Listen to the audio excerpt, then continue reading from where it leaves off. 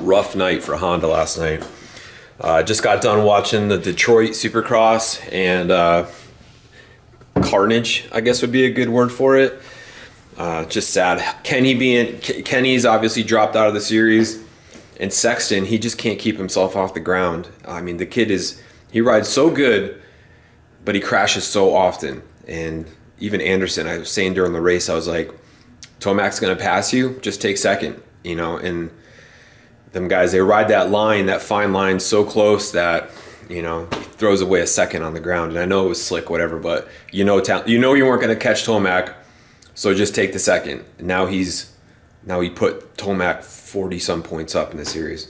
Crazy. But probably not gonna be a long video today because I have a birthday party to go to, so happy birthday, Mark. And we'll be seeing you in a bit. But what I've done is we're pretty much at the point now where we're going to begin cutting wire. So it's always that mantra of measure twice, cut once. And so I did a final run through of all my electrical connections and just kind of double checked where I think everything's going to land, because once it disappears into that wiring harness, you ain't getting it out. So we finally got the low beam select. Remember, I think last time we talked, I did not have this figured out yet. However, with the actual, so it's the middle position is off, then you got an on, and then you got another on for a 3-pole switch. How it's gonna have to hook up to is the yellow wire from that IQ 275 is gonna have to come into the middle, and then we'll be able to, basically it's gonna touch the middle. Pole 1 is going to touch circuit 1, which would be the positive 12 volts. Pole 3 is going to touch our primary ground. So got that figured out with the cavity locations. And then also just double checked everything. The charging port, since like I talked about, I want to keep that separate because I do not want to, in case something goes wrong with the charger, I do not want to have a 15 amp fuse in between the charger and my battery. Batteries freak me out, so I'm probably gonna put like a 2.5 amp fuse in this eventually, but we're gonna keep that 15. So I got everything double checked, figured out, and I think we are good to go to start actually laying wire out. And you know, you guys, yesterday we did this, so I measured everything. This is where the main anchor point to the steering stem, that's where it will be. And then to the top, we're gonna need an extra 100 millimeters of wire to get us onto that plane of where I think the connect, so, you know, get us right to about the plane of here. We're gonna need about an extra 100 mils. And then we got it coming all the way to the tail. That's where the tail bullets are gonna be. This is where our secondary ground location is gonna tie in. This is where the tick and the battery and the fuse are gonna penetrate the harness, and then this is where our primary ground is gonna be, just downstream of where the LED is. So we're gonna start cutting some wire and laying it out and go from there. So the very first wire that we're actually gonna lay down is gonna be from B1 going to F2, and then from B1 touching F2, and that is going to be where the battery the battery connection is going to hook into the fuse. And what I don't like to do is have 180 degree bends in wire. So even though this wire is just going in and out of this breakout, I don't want to have the wire pinch like that. That's bad. So what I do is solder them together, and then what we'll do is we will run that up into the wiring harness, and we're gonna put some heat shrink on that and get that all insulated out. But that's to me, this is a better option than creating 180 degree bends of wire, which they don't like. So there we have our very first wire going into the wiring harness. And how this is gonna lay out is, so right here we need 100 millimeters of wire sticking out of this little breakout. And so with that, like that, it'll give us enough room to work with the terminals to get those crimped in. And then also we have a nice bend going up into the main harness where it will reside and get wrapped up with the other wires for protection. And then, you know, that radius we have there, I'm much more comfortable with that as opposed to coming up and just kind of looping it right here. And if this makes sense, how I'm gonna mark these is, so this is B1 going over to F2. So this would be B1 right there, and it touches to F2.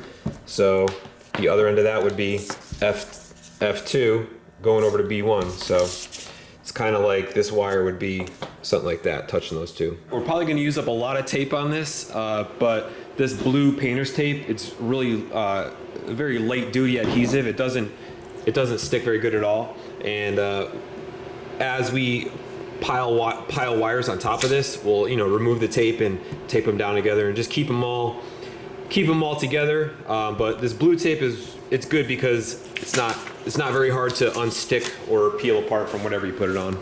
We're getting something here that's kind of starting to resemble a wiring harness, and I think what I'm going to do is take you through the full step of assigning one wire a location, and hopefully it'll make a little bit more sense to you guys.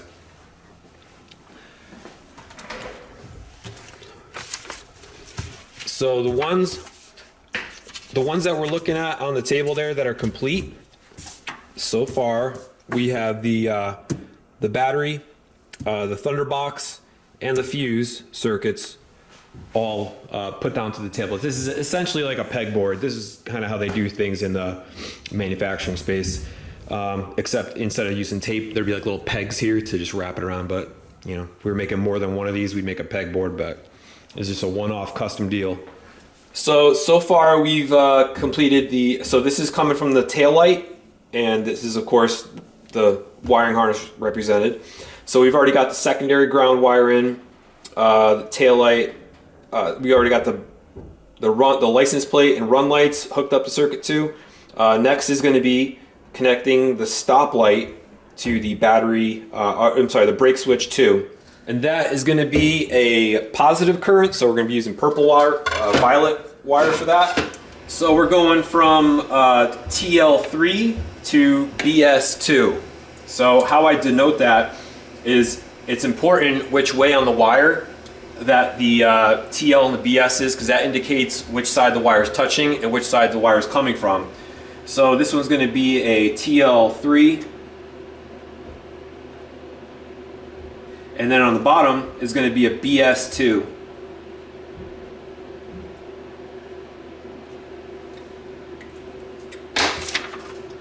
And we'll grab, like I said, purple wire, because this is going to be a positive current or a positive voltage,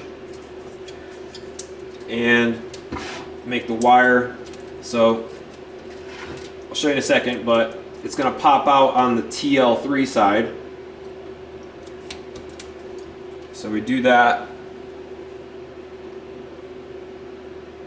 Wrap this over real good.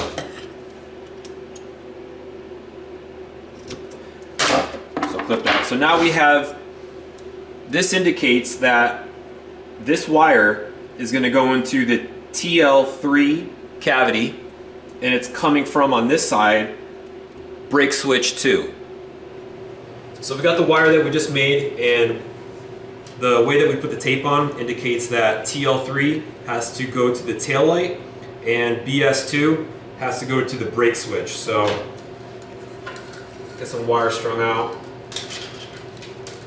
And the brake switch interface is going to be at the steering stem, and I think I had that. The brake switch is just long enough, but we're going to give it. I'm going to double check that, but we're going to give it another 100 millimeters. So I just double checked, and 100 millimeters should be perfect for us to get this to a bullet out of there. But we're going to give it a little bit. It's always good to go a little bit longer than what you think you need. So we got TL3 here.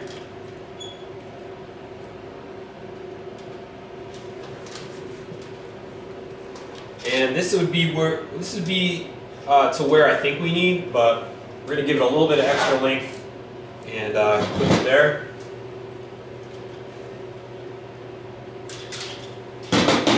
And then we'll mark this cable with a BS2.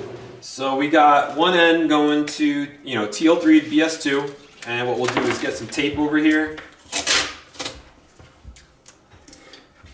And the way that this one's going to get marked is The BS2 will be at top, and TL3 at the bottom. And like I was saying, it's important to get the right side of this, the tape, you know, oriented the correct way.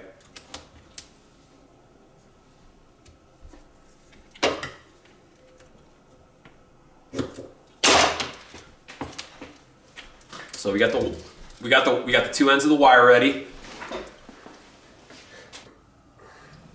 So for the wire that we just made, we got the TL3 end. We're going to tape down to the rear.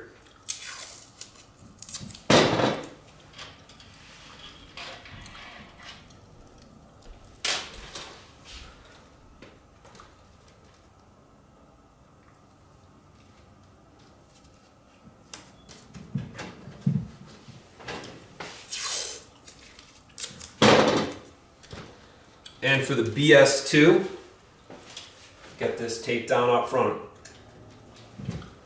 There we go.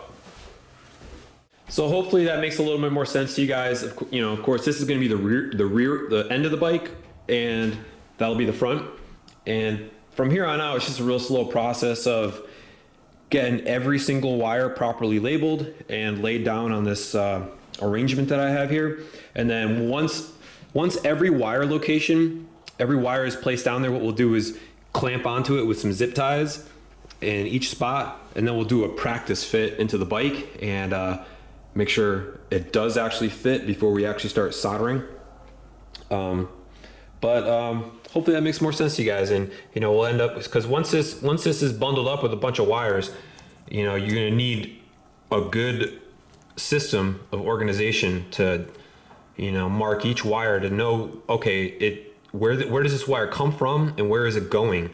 So, you know, this, for instance, this is very clear to me. This is, it's going to go into the TB2 cavity, and it's coming from the primary ground. This one is going into TB3. It goes out to circuit 1, you know, and so forth. And here's the one we just did, TL3, and it goes out to BS2 towards the front. So hopefully that makes sense. It's actually about noon here, and I gotta head out to Mark's birthday party and get some pizza, clean this mess up. I go back to work for a few days coming up here, and it's hard to believe. So it took me 3 days just to get this far, to have some sort of system ready to go. Double checked all of our connections. So it'll be good once I get back down here. Probably next weekend, I can actually get a good run at this and probably achieve more than I did this weekend, even though it doesn't look like much. Just the mental process of organizing it all takes up a lot of time just because I move slow, but this is how I do it. So